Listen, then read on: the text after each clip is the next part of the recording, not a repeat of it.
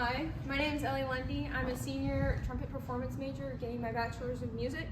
I've played trumpet for 10 years, and my presentation is the almost perfect embouchure.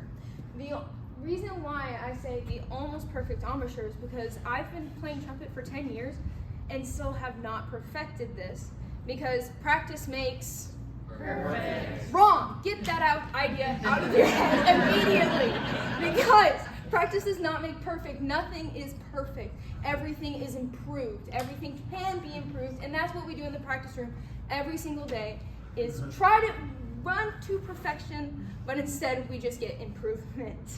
So, a little warning before I continue on this presentation is that not every mouth structure is the same.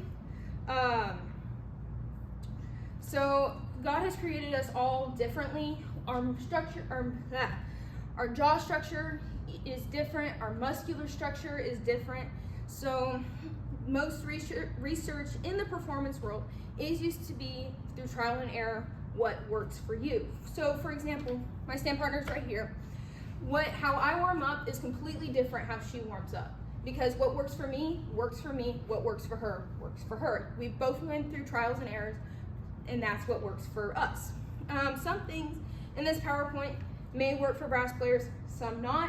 This is what I have found that most, if not all, famous brass players do. So, our first point is engaging the muscles. So, first I want you to feel the top of your lip, the bottom of your lip. We all have 11 muscles in our lip. The most important muscle that we have is called the obiculus oris. So the obiculus oris is this muscle right here. As you can see, it overlaps at the corner of our mouth. So I was one time at this really good creamery that my hometown has, and I was sitting there waiting for my ice cream, and I see this little girl run in and go, yummy! And, you know, this girl, she had the right idea. So I want you all to go, That's engaging the corners, causing the chin to be flat, and lines up the mouth perfectly the way we need it to have. In the mouthpiece, there's a tiny hole in the center. So if this is incorrect, our air goes down rather than straight up into the mouthpiece. So as you can see, the lips are lined up, the air goes straight forward. The lips in this picture are not lined up, and the air goes straight down, which causes the air in the mouthpiece to bounce from the wall of the mouthpiece into the hole, and it's just bouncing around until it ends. All right, so the second,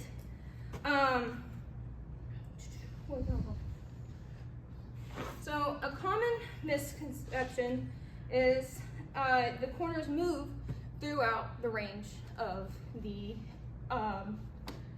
instrument, which, yes, that is true to a certain extent, but we want it to be a reaction. We don't want it to force it, because if we force it, it causes injury, it causes strain on our lips. So the corner should stay firm and react to the partial rather than move to the partial. So what we do is we think in the opposite direction. Moving through the register of the lips, the opening tends to move with the register.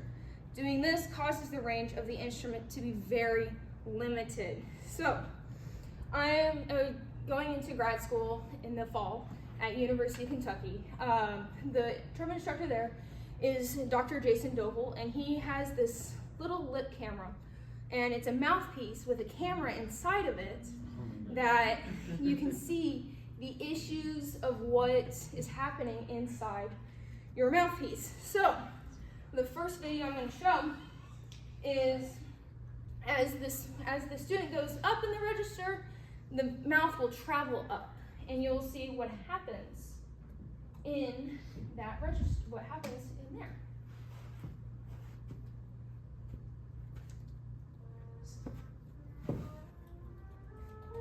I don't know if you can see very well, but the line is where the mouth is, and then watch the opening travel up.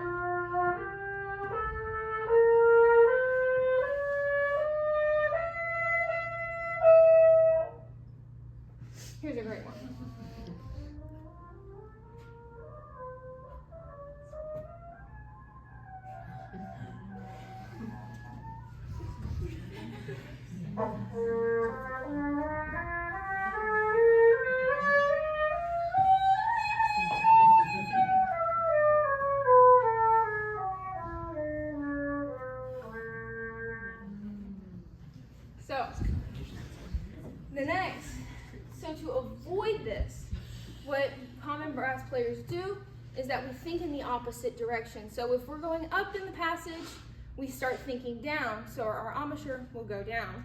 And if we start going down in the passage, we think up, so our embouchure will go up. So, and this is what happens when we think down.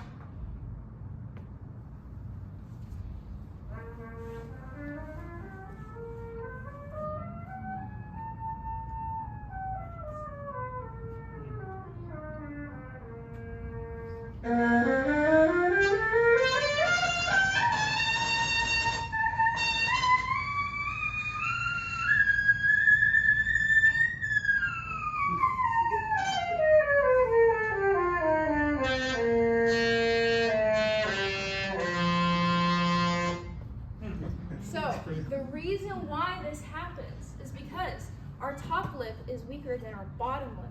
So if I buzz my lips and I put pressure on my top lip, the buzz stops. So if I put pressure on the bottom lip, the vibration gets faster.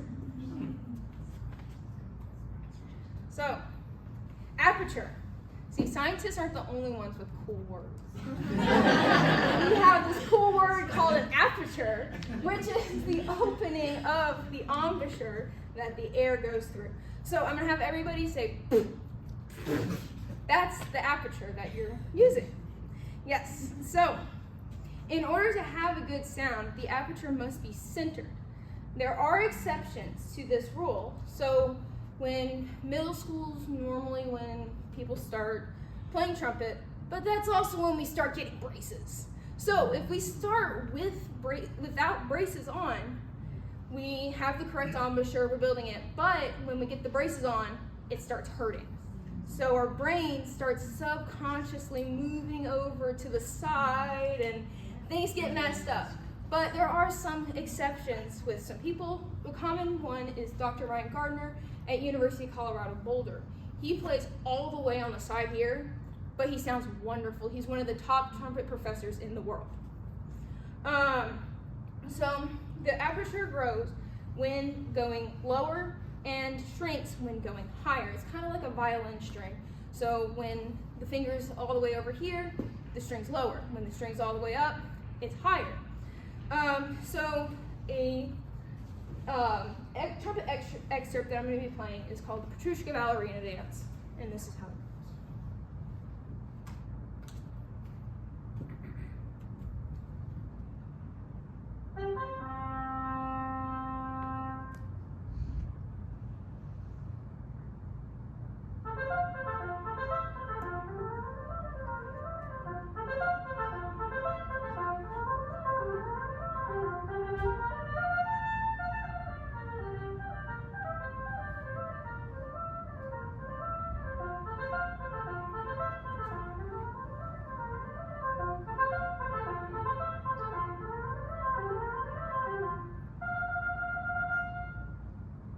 So the next video I'm going to show is Dr. Doble's students attempting.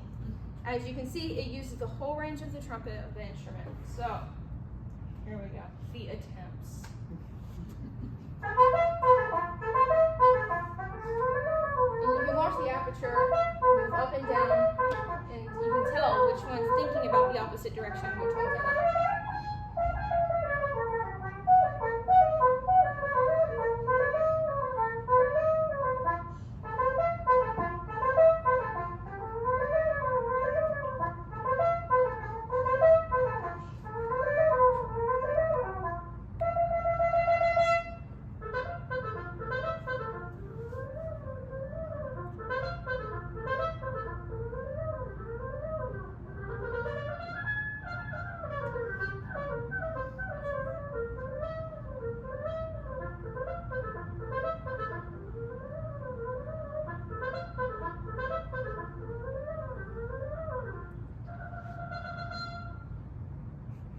Sorry, it's really boring.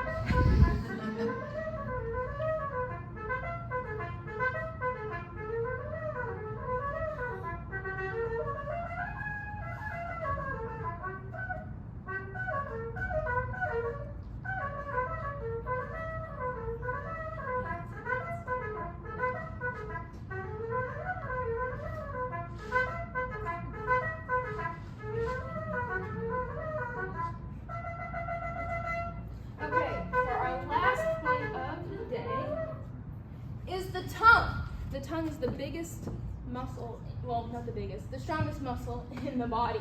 And lucky for us, we get to use that muscle all the time. So the muscle, the tongue, is used for adjusting range, articulation, tone quality, and tonguing. So for the range, the higher the note is, the more narrow the air pathway goes. So everybody say tai. Tai. That is how we adjust our tongues in our mouths while we're playing the trumpet. So, as you can see, this is going to be an MRI imaging of Sarah Willis, who's a very famous horn player. And you can see how she adjusts her range. So, she's going to play a B flat long tone. Notice how open, wide that her oral cavity is.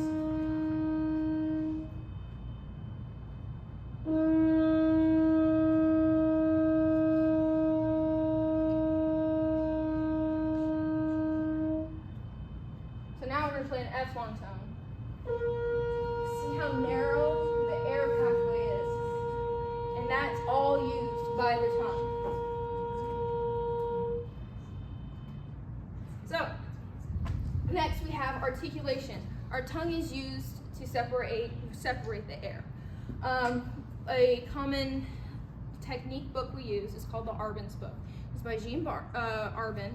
He used to teach, he's now dead, at the Paris Conservatoire, and his technique book has lived on, and that is the main technique book we use today. So in French, we use TUQ, but that is also written TUKU. So you can imagine the confusion that happened when it came over to the US.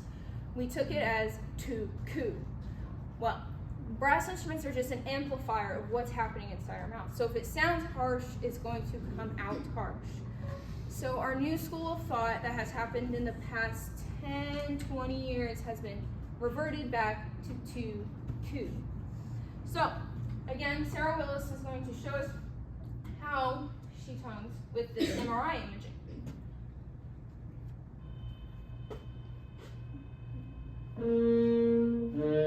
Notice how it meets the teeth and the hard palate. Next is tone quality.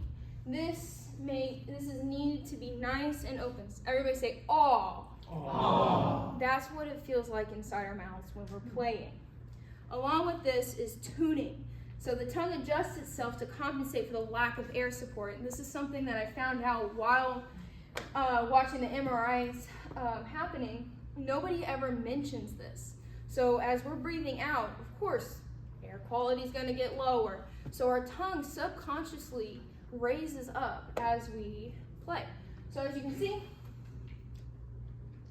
Sarah Willis has this nice aw as she plays, but watch the tongue. It slowly raises. So, in conclusion, we have gone over all the physical aspects of the brass embouchure. We have gone over the obiculus oris to create the embouchure, the aperture that the air comes through, and the tongue that articulates, adjusts the airstream, and creates partials. Again, just to emphasize, these are not exact sciences. These are used for trial and error in the practice room. Thank you so much. I